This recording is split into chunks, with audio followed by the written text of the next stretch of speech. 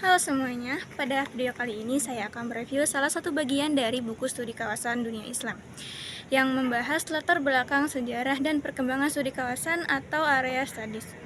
Nah, saat pertama kali membaca bab ini, saya sempat mengira bahwasanya pembahasannya itu hanya akan menjelaskan apa itu studi kawasan. Namun ternyata justru penulis mengajak pembaca melihat bahwa lahirnya suatu disiplin ilmu tidak pernah benar-benar terlepas dari kondisi politik dunia. Dan menurut saya, disitulah letak menariknya bab ini. Jadi, apa saja yang dibahas dalam bab ini? Bab ini diawali dengan penjelasan bahwa studi kawasan saat ini telah menjadi salah satu disiplin ilmu yang berkembang pesat. Bahkan, posisinya sudah sejajar dengan disiplin ilmu lain seperti sejarah, antropologi, sosiologi, maupun linguistik. Namun, penulis mengingatkan bahwa untuk memahami studi kawasan, kita tidak bisa hanya melihat kondisinya ya saat ini. Yang harus kita lakukan adalah menelusuri sejarah kemunculannya. Menurut penulis, akar studi kawasan sebenarnya sudah muncul sejak abad ke-18, yaitu ketika bangsa-bangsa Eropa melakukan ekspansi ke Asia, Afrika, dan Amerika. Pada masa kolonial itu, bangsa Eropa mulai mempelajari bahasa, budaya, sistem sosial, bahkan hingga kehidupan masyarakat di wilayah jajahannya. Sekilas, kegiatan tersebut tampak seperti penelitian ilmiah. Tetapi, di sini penulis menunjukkan bahwa di balik penelitian itu terdapat kepentingan politik dan kolonial. Pengetahuan mengenai suatu wilayah digunakan untuk mempermudah penguasaan terhadap wilayah tersebut. Di bagian ini, saya merasa penulis ingin menunjukkan bahwa ilmu pengetahuan dan kekuasaan seringkali berjalan berdampingan. Selanjutnya, pembahasan beralih ke periode yang dianggap sebagai masa pertumbuhan terbesar bagi studi kawasan itu sendiri, yaitu setelah Perang Dunia II, terutama pada masa Perang Dingin. Di sini, penulis menjelaskan bahwa setelah dunia terbagi menjadi blok barat dan blok timur, Amerika Serikat ini membutuhkan pemahaman yang lebih mendalam mengenai negara-negara lain. Nah, karena itulah berbagai universitas kemudian mulai mendirikan pusat-pusat studi kawasan dengan dukungan lembaga-lembaga besar seperti Ford Foundation, Rockefeller Foundation, dan Carnegie Corporation. Nah, yang menariknya, buku ini tidak hanya menjelaskan perkembangan di Amerika Serikat.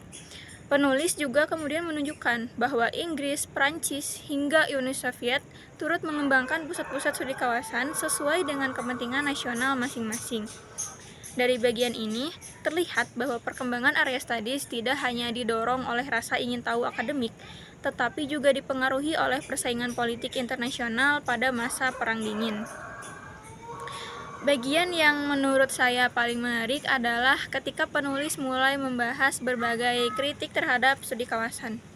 Di sini dijelaskan bahwa banyak akademisi mempertanyakan apakah studi kawasan benar-benar netral sebagai disiplin ilmu, hingga bahkan beberapa kritik menyebutkan bahwa penelitian dalam area studies seringkali berkaitan dengan kepentingan pemerintahan Amerika Serikat, bahkan dikaitkan dengan lembaga-lembaga intelijen selama terjadinya Perang Dingin. Kemudian penulis juga membahas kritik yang dikemukakan oleh Edward Said dalam bukunya yang berjudul Orientalism. Di sini Edward Said berpendapat bahwa Barat seringkali membangun gambaran tentang Timur berdasarkan sudut pandang Barat sendiri, bukan berdasarkan realitas masyarakat Timur. Akibatnya, kemudian muncul pandangan yang menempatkan Timur sebagai objek yang harus dipelajari, dipahami, bahkan dikendalikan. Nah, menurut saya bagian ini itu penting karena mengajak pembaca untuk bersikap kritis terhadap suatu ilmu pengetahuan. Bagian ini menjelaskan bahwa sebuah disiplin ilmu tidak selalu lahir dalam ruang yang benar-benar netral. Pada bagian berikutnya, penulis menjelaskan perubahan besar setelah runtuhnya Uni Soviet pada tahun 1991. Berakhirnya Perang Dingin membuat dunia memasuki era globalisasi. Akibatnya, muncul pertanyaan baru mengenai masa depan studi kawasan. Apakah kajian kawasan masih relevan ketika dunia semakin terhubung? Nah, di sini penulis menjelaskan bahwa studi kawasan itu ternyata tidak hilang, melainkan mengalami transformasi. Sehingga jika sebelumnya fokusnya itu hanya pada satu wilayah tertentu, kini studi kawasan ini memiliki pendekatan yang lebih multidisipliner. Nah, area studiesnya mulai bekerja sama dengan ilmu sejarah, antropologi, ilmu politik, ekonomi, bahkan hingga kajian budaya untuk memahami berbagai persoalan global. Menurut saya, ini adalah salah satu pesan utama dari bab ini, yaitu studi kawasan mampu bertahan karena dia mampu menyesuaikan diri dengan perubahan zaman. Secara keseluruhan, saya menilai bab ini cukup menarik karena tidak hanya menjelaskan sejarah perkembangan studi kawasan secara kronologis, tetapi juga menyajikan berbagai sudut pandang yang mendukung maupun mengkritiknya. Kelebihan buku ini itu adalah pada pembahasannya yang cukup lengkap.